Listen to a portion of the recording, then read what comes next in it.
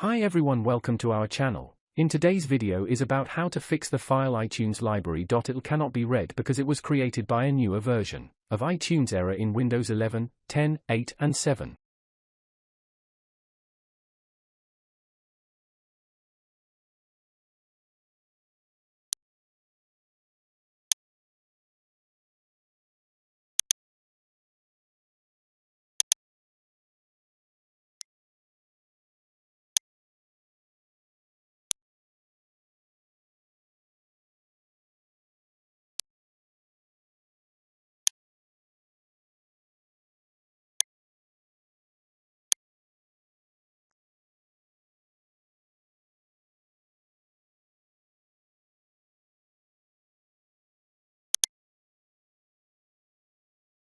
If you found this video helpful, please like to encourage us and subscribe to our channel, leave comment and share it with others so they can benefit too.